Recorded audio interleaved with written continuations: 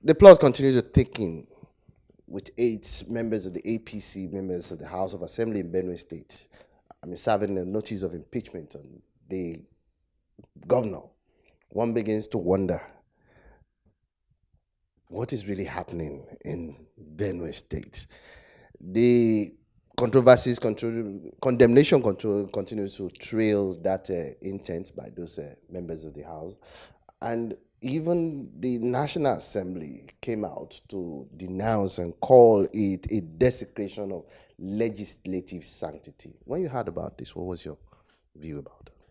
For me, I'm not surprised. We have seen an emerging trend under the current dispensation, the APC-led government, to clamp down on persons they feel hold dissenting views, dissenting partisan views, really, because the disagreement within the political class or among the political class is not on policy, it's not on education, it's not on health, it's not on infrastructure, it's not on institutional reforms. It is only on how to share the wealth and the collective patrimony of the Nigerian people. So when they fight, we need to situate the issues properly.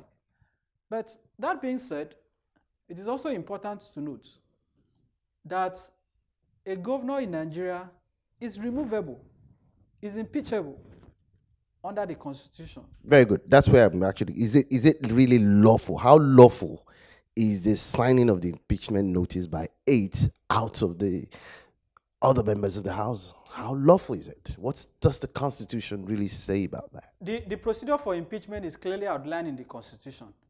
It is not a matter of politics. It is not a matter of persuasion. It is a matter of strict law. Under Section 188 of the Constitution, I will take time to highlight and articulate the procedure. There are steps that has to be complied with for a governor to be deemed impeached. The starting point, Section 188 sub 2 of the Constitution, requires that a notice of impeachment. Meanwhile, let's note that the word impeachment is not found anywhere in the Constitution. What the 1999 Constitution contains is removal of governor. But because we borrowed the presidential system from the United States, where they have impeachment, and of course in substance it is one and the same thing, so now we are very used to that terminology. I just said that for reference. Now, the notice of impeachment under the Constitution, Section 188 sub 2, has to be signed by 1/3 of all the members, not 1/3 of ordinarily legislative quorum. What I mean is this. In Benue House of Assembly, there are 30 members. Exactly. 1/3 is 1/3 of 30, which is 10. Therefore, 10 members must sign the notice of impeachment, present it to the Speaker of the House. When that notice is validly presented, what does the Speaker do? The Constitution says the Speaker must or shall, within 7 days, cause a copy of the notice to be served on the governor and each member of the House of Assembly. This is mandatory. The governor must be served. Each member of the House of Assembly must be served because they represent their various constituencies. Upon being served with the notice, upon the Speaker causing that notice to be served on the members, the Constitution requires that the House will, by resolution, determine whether to investigate or not. But even before they investigate, the governor is given the leverage to make representation to the House to reply to the content of the notice of impeachment containing an alleged gross misconduct against him. The governor has the right to make representation, to respond to it in writing to the House. Upon receipt of the reply of the governor, the Speaker must or shall, within 14 days, table it, but the response of the governor cause it to be presented to each member of the House will now, without a debate, note, without a debate, pass by resolution whether the allegation should be investigated or not. Without a debate. If the House agrees that, yes, the content of the notice of impeachment is not worth investigating, that is the end of the matter. But if the House says, no, we want to look at whatever infractions the governor has committed as contained in the notice of impeachment, the House will now, by 2/3 of all the members, which in this case is, you require 20 members, to now say, okay, let the content of the notice of impeachment be investigated. And how is this done? The Constitution says, section 188, that the Chief Judge of the state will appoint a panel, a committee of 7 persons, who in his opinion are persons of unquestionable integrity. That is a phrase under the Constitution. These persons must not belong or be members of any political party, public service, or legislative house. The committee will now, within 3 months, investigate the contents of the notice, that is, the allegations against the governor. The governor has the right to make representation before the committee, before the panel considered or impaneled by the CJ, which will now look at it. If the panel set up by the Chief Judge finds that the allegations against the governor are unmeritorious, in other words, they are not truthful, they are not factual, they are not verifiable, that is the end of the matter. The House cannot even overrule the panel. But if the panel finds that, yes, the allegations against the governor have been established, the committee will now present a report to the House. The House will now, by resolution, either adopt or reject the recommendation, the report of the panel indicting the governor. The House has the power to reject it. If the report does not indict, the House cannot overrule the panel constituted by the Chief Judge. But if the panel reports indicts the governor, the House can overrule. If that report is adopted by 2/3, by 20 members, from the date of adoption, the governor is deemed removed, ceases to hold office, and can be said to have been impeached.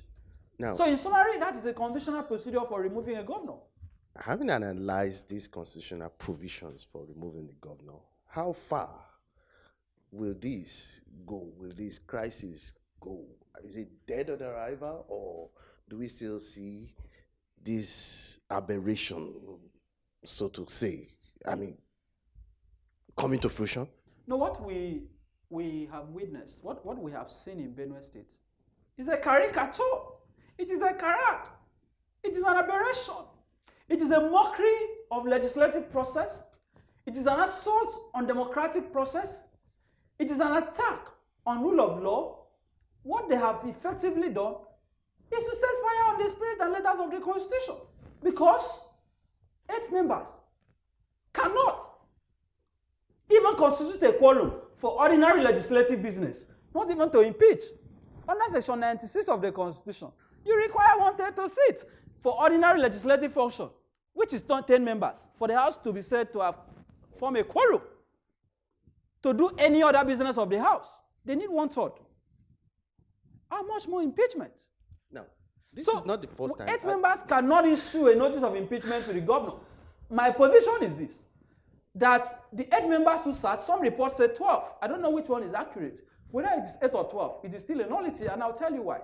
Good. My view is this, that the 8 members who were aided, criminally aided by the Nigerian police, is an act of criminality for the police to disregard the law, to now empower a minority who are now seeking to suppress the view of the majority. Now, before we go to the culpability of the Nigerian police, and I wanted to look at this aberration historically, this Yes. is not the first time we are having this kind of situation in this country. For example, 2015, remember 7 PDP members sat in the Ekiti State and locked out 19 members of the APC, wherein they impeached the Speaker of the House. In 2019, we have 8 APC, 2016 or there, about 8 APC members sit in Benue, locking out 22 other members of the PDPs. And under Jonathan, we have found 16 was greater than 19 at the Nigerian Governors Forum. And now, under President Buhari's regime, 8 is greater than 22 in Benue State. I mean, this is not the first time we'll be experiencing this aberration. There is a trend, there is a precedence. What does that portend? Before I even go to the history, I want to conclude on the point I made. That the 8 members who sat could have sat as concerned citizens of Benue State. At best, that is how they can be described. The House of Assembly of Benue State did not sit. They couldn't have sat because the person who claims to be the speaker had been removed by 22 members. Under section 92 sub 2, paragraph C of the Constitution, the speaker is removed by 2/3, which is 20. If 22 persons are signed for his removal, he is not the speaker. He couldn't have convened the sitting of the House. He is an impostor. We're going to the historical analysis. And then there is even a court injunction restricted. Exactly. And every lawyer in Nigeria knows doctrine of lis pendens. When a matter is subject of litigation, before a court of competent jurisdiction, parties are required to maintain status quo. That is 1. 2, parties are required not to take any action that will force the fait accompli on the court or that will render nugatory any decision reached by the court. The fact that there is an injunction, whether that injunction is correct or not, whether the decision to restrain the impeached speaker from parading himself as the speaker is valid or not, until it is set aside, it is binding and subsisting. That order renders everything they have done. Supposing they even had a quorum, supposing they were even properly constituted, for the fact that the person who presided, for the fact that the person to whom the purported notice of impeachment was presented to had been removed, rightly or wrongly, supported by an order of injunction, he renders everything they have done a nullity. So the Supreme Court has said so. The case of Amechi and INEC, 2008. The case of Ifeanyi Anarume and INEC in Imo State. That once the matter is pending, you cannot take an action to frustrate the court. You cannot take an action in disobedience of the order of the court. So what we have seen is an attack on the rule of law. But again, you look at this has happened over and over again. And I want to start by saying that this is not the first time an attempt has been made to impeach a governor in Nigeria. Indeed, the first attempt to remove a governor was in the Second Republic, when former governor of Kaduna State, Balarabe Musa, was impeached. The matter went to court in the case of Balarabe Musa and Speaker, Kaduna State of Assembly, reported in 1981. Nigerian Constitutional Law reports that the impeachment was upheld because that impeachment was predicated under the 1979 Constitution, not the 1999 Constitution. Under the 1979 Constitution, the court did not assume jurisdiction because that jurisdiction was ousted. But the Supreme Court has now changed, has now departed from that division. The law has changed. Starting from the case of Diapia and Daria 2007 of Plateau State, former Governor Daria who was impeached, the matter went to the Supreme Court nullified the impeachment. You also have the case of Oyo State, in Akuju and Adeleke, which also went to court. The Supreme Court also nullified the purported impeachment in 2007. And I have challenged lawyers to say that, to my knowledge, I am not aware of any case of impeachment of a governor or deputy governor from 1999 to date that has been validated and upheld by the court. All the cases that went to court, to my knowledge, I stand to be corrected, were nullified. Because impeachment is not a game of chess. The procedure is stringent. You have to comply strictly with the procedure. Once you have failed to comply, the court will set it aside upon judicial review. The most recent is the one involving the former governor of Adamawa State, Balangi Larry, who was said to have been impeached. The court of appeal just set aside the impeachment in 2016. So when you look at it historically, what you clearly see is that lawmakers in Nigeria have not learned from precedent, because the court have insisted that the procedure outlined about the 8 steps I earlier stated under section 188, you have to follow it slavishly, religiously. Failure to comply with any of the steps render the entire process a nullity. So what we are seeing is the repetition of a terrible history. Again, we have also seen that when the conversation is about change in the political leadership, the question Nigeria should legitimately ask is, what has this government done differently? Because people say, oh, Obasanjo did it. So Jonathan did it. That you had a situation where minority, like in Rivers State, were meant to preside against the majority, and that is not taking place under a changed government. It is a disgrace. It is a complete disgrace. So I am confident that what they have done will be set aside. In any case, they can't remove the governor because they don't have the quorum. So what they have done is totally condemnable. Now let's look at the culpability of the police. It has been alleged that President Buhari is behind the instigating the anarchy in Benue State by deploying policemen to the state to assist the minority members take over the State House of Assembly. What's your view on this? As a lawyer, I am circumscribed to facts. My opinion must be based on facts. Whether Buhari is directly involved or not, I don't know. But I can say without fear of contradiction and without apology that indeed there is complicity on the part of the president. The president can be held vicariously liable for the action of the police. Again, we are not children. We have seen it. That Otom has been making efforts to change, move from the APC to the PDP before he finally decamped. The current chairman of APC, Otam Oshimili, even met with him. They tried to persuade him to stay back. Of course, for reason best known to him, he decided to leave. So it will not be out of place for one to legitimately assume that the federal government has a hand in this. This couldn't have happened without the imprimatur of the president. Because the Nigerian people say, oh, Buhari is not aware. The president is not aware. The president is not aware. People will blame the IG. Funny enough, they will say, oh, the president should call the IG to order. Yet, with taxpayers' money, the president treated ear infection in London. So how come he's not hearing, he's not aware of what is happening in the country? It is a total embarrassment. That after using Nigerian money to treat ear infection, we still have a president that every incident in Nigeria is said not to be aware. This couldn't have happened without the knowledge of the president. Saraki was prevented from going to sit, so Buhari is not aware. Everything that happens in Nigeria, Buhari is not aware. So, do we have a precedent? I believe that what has happened clearly shows that we don't have a police properly so-called. We don't have a police. It is indeed becoming more difficult for a Nigerian that is objective to decipher, to distinguish between the Nigerian police and Niger Delta Avengers, between the Nigerian police and OPC, between the Nigerian police and Boko Haram.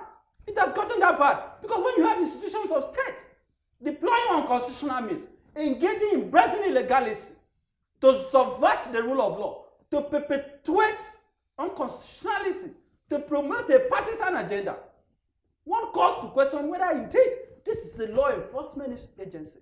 Because this IG has been lawless from ab initio, from the beginning. Even if the appointment was controversial, the president had to remove people to bring him in. Because people believe, oh, he was he was the one who supervised the Kanu election as commissioner of police. So the president cannot do anything. This is an IG who has disobeyed the president. The same Benue State that the president ordered this IG to relocate to. He defied presidential directive and is still in office. That is the same Benue that the IG is giving directive to the commissioner of police to invade the House of Assembly. What they did is an invasion. To invade the House of Assembly, to commit criminality, to assist few persons, to subvert the rule of law, to take over the house. What happened in Benue is a coup. It's a coup d'etat against democracy. So I believe that the time has come for us to begin to have a conversation whether indeed we have a police institution in Nigeria. Because what the police has become is a private militia. Their talks. What they did yesterday is nothing different from clear act of thuggery. For the police to barricade the house, prevent the majority from going in, assist the minority to go in a desperate move to unconstitutionally remove an elected governor. It is indeed a shame. So as a Nigerian, I condemn it. As a lawyer, I condemn it. And I believe every spirited person in this country should condemn it.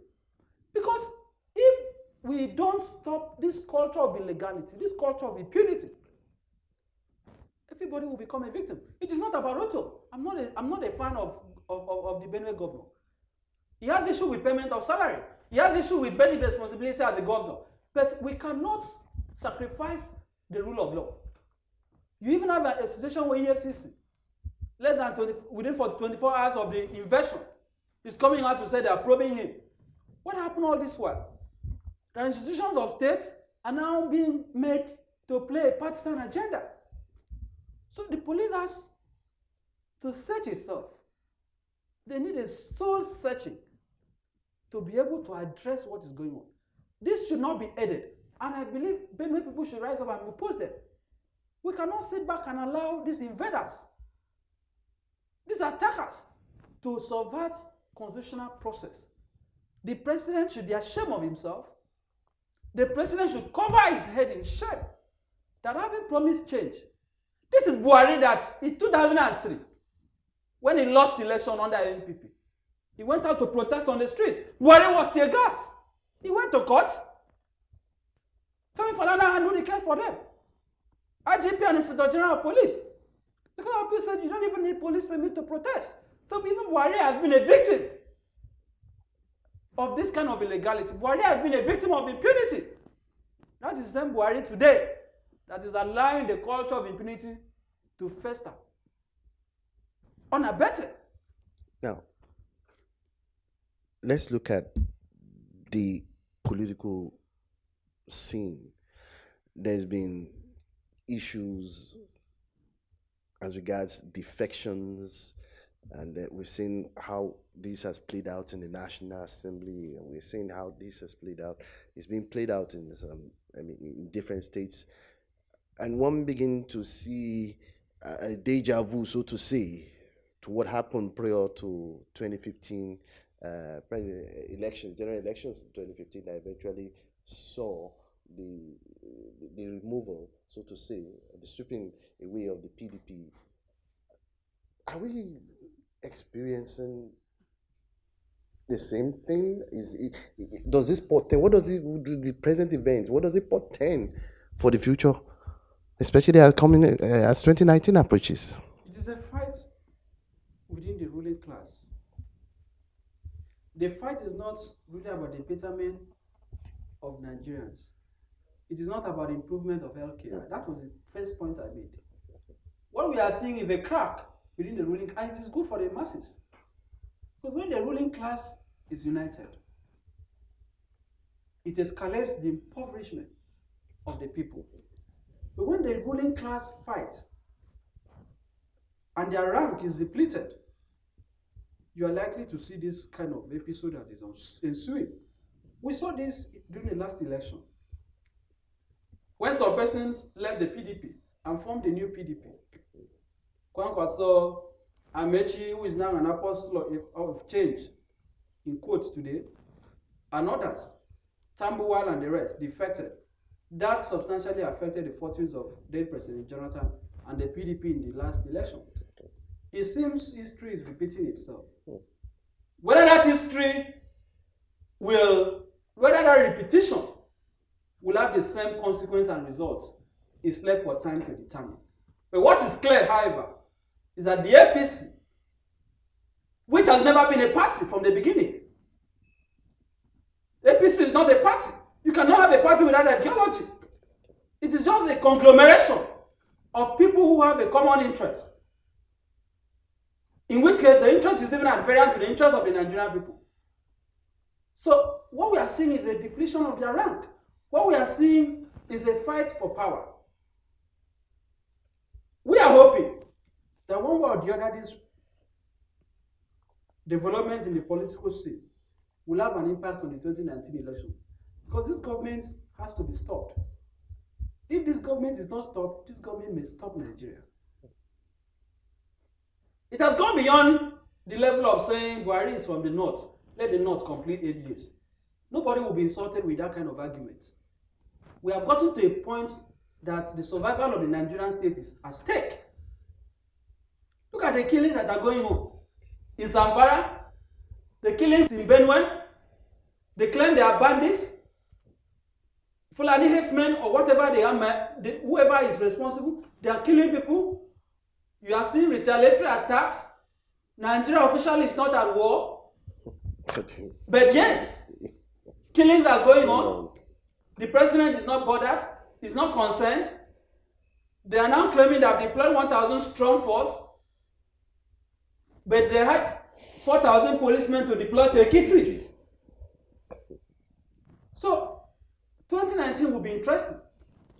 Finally, it will be very interesting. Finally, Barrister, what should the new breeds of politicians, there's a new breed of political movement, so to say, that's striving to change the contours of powers in this country. What should they be doing now to, hold and prevent the,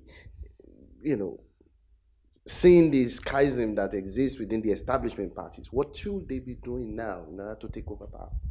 They need to have a common front. Some of us have taken a position that the status quo has to be changed. There has to be a disruption. PDP, APC, the difference is the name. Even the way they are decamping, it's difficult to say which one is which. They are one and the same. Though the hypocrites will tell you, oh, when a man decamps to APC, his sins are forgiven, all things are passed away, he is canonized, he becomes a saint, he becomes incorruptible. The day you join PDP, you are corrupt. We have a minister of finance who is said to have forged a certificate, still serving in a government of change. You have a chief of staff to the president who was alleged to have collected money from MTN, 500 million. The allegation is not yet investigated. You have a former SGF that even asked who is the presidency. Babache Lawa, the grass cutter. He's still cutting grass. Nothing has happened. You have Minor, that the president is said to have facilitated his return, despite the baggage of corruption on his head. You have chronicles of allegations of corruption all over this government. Buhari integrity, which had been buried long ago. The president has no integrity, and we are not apologetic in saying it. Because the integrity is about consistency. It's derived from the Greek word integra. You have to be consistent, standing by something. What does Buhari stand for? Certainly not the fight against corruption. It is when people decamp that, EFCC will come and begin to run after them. So I am urging the new inbreeds. They need to really sit down and ask themselves, how can we defeat the ruling party, the opposition party PDP, the establishment party? They need to have a united front. They shouldn't overlook possibility of working together. Because when they are not united, the consequence, naturally and logically, is that it depletes the electoral chances. It empowers and emboldens the so-called leading parties. So Nigerians should begin to look away from those who have been tested, who have failed.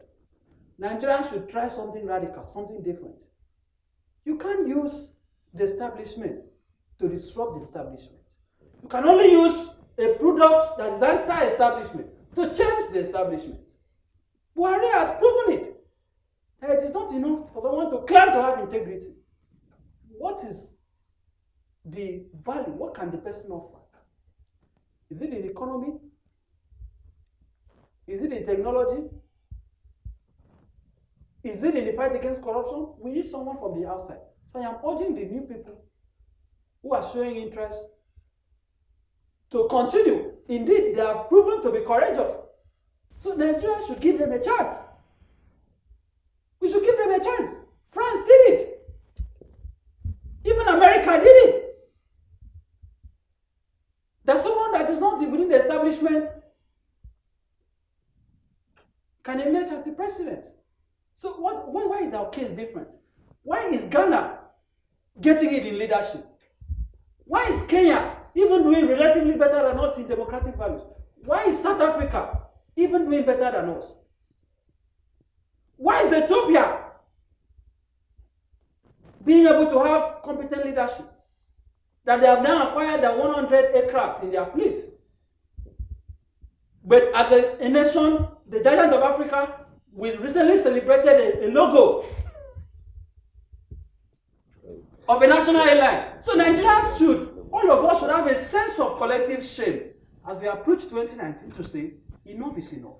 Thank you very much. It's been a very insightful analysis. Thank you. My pleasure being here.